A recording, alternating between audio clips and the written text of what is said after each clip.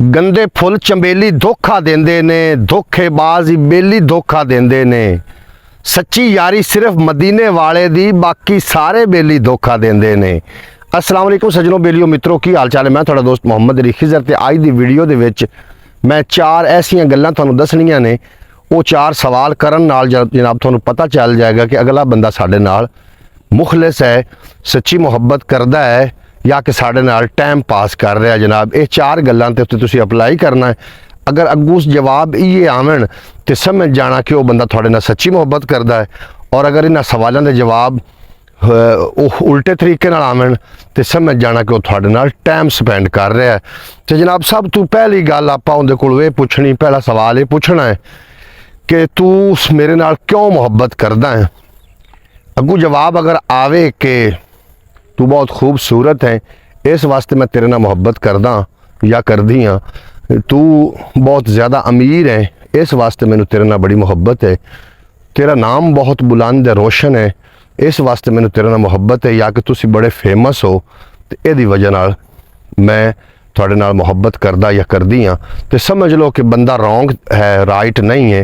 Wrong इस वास्ते है कि मतलब ये होया कि हुसन गया तो मुहब्बत भी गई, दौलत गई तो मुहब्बत गई। अगर थोड़ी शोहरत चली जाती है तो फिर भी वो थोड़ी मुहब्बत छाड़ के चला जाएगा। इहदा मतलब ये होया कि वो बंदा थोड़े नाल सच्ची लगन, सच्ची मुहब्बत नहीं कर रहा। अगर उसका जवाब आ जाए कि मैनू इहदे बारे कोई पता नहीं कि मैं तेरे नाल क्यों मुहब्बत करदा या करदी हाँ, मैनू इहदे बारे बिल्कुल उक्का ही पता कोई नहीं भी इहदी की वजह है, लेकिन मैनू तेरे दी तरफ खिंचाव रहिंदा है, तेरी याद 24 घंटे आउंदी रहिंदी, तो समझ जाना कि बंदा राइट है।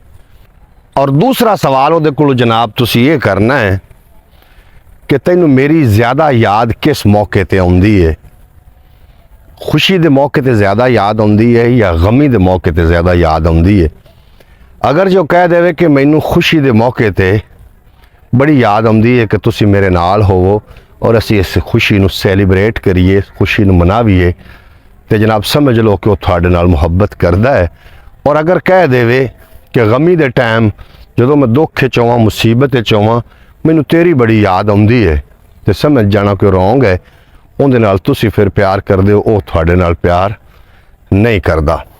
क्योंकि असूल भी ये है कि जिहड़ा तुहानूं खुशी दे टाइम याद करदा है वह थोड़े नाल प्यार करदा है, और जिहड़ा तुहानूं गमी दे टाइम याद करदा है तो वह समझदा है कि ये बंदा मेरे नाल प्यार करदा है।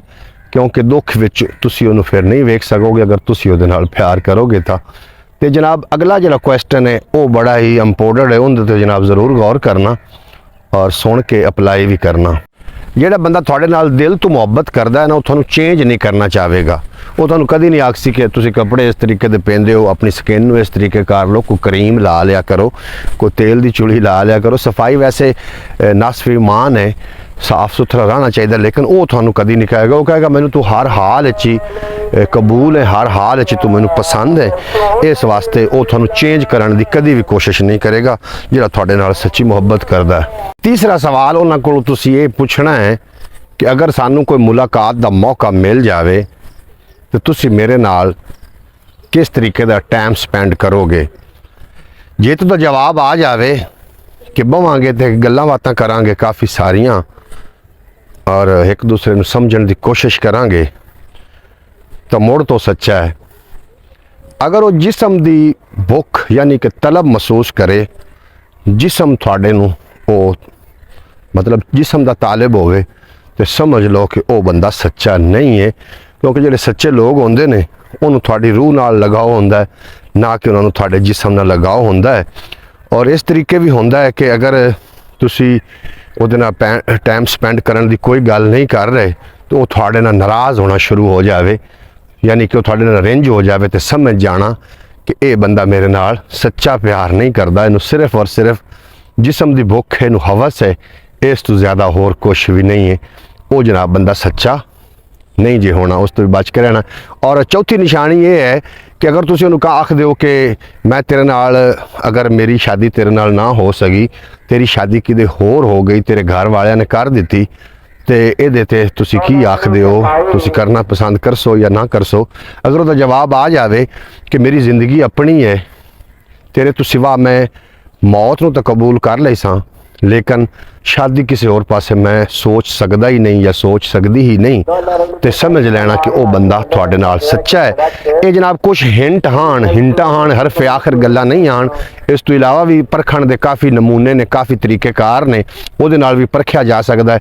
ਲੇਕਿਨ ਇਹ ਕੁਝ ਚੰਦ ਹਿੰਟ ਹਨ, ਚੰਦ ਕੁਛ ਨਿਸ਼ਾਨੀਆਂ ਹਨ ਜਨਾਬ, ਗੈਸ ਹਨ ਕੋਈ ਚੰਦ, ਇਹਨੂੰ ਹਰਫ ਆਖਰ ਨਾ ਸਮਝ ਲੈਣਾ। ਔਰ ਜਿਹੜੇ ਦੋਸਤਾਂ ਨੂੰ ਪੰਜਾਬੀ ਵਸੇਬ ਚੈਨਲ ਅੱਛਾ ਲੱਗ ਰਿਹਾ ਹੈ ਉਹ ਜਨਾਬ ਇਹਨੂੰ ਸਬਸਕ੍ਰਾइब भी कर लवो तो बैल नोटिफिकेशन भी प्रेस कर लवो ताकि मुस्तकबिल जितने भी व्लॉग अपलोड होवन थोड़े तक बार वक्त पहुँचते रहन। तो इजाज़त दो, मिलते हैं अगली वीडियो के। थोड़े मेरा रब रखा। पाकिस्तान जिंदाबाद, मेरे दोस्त पाइंदाबाद।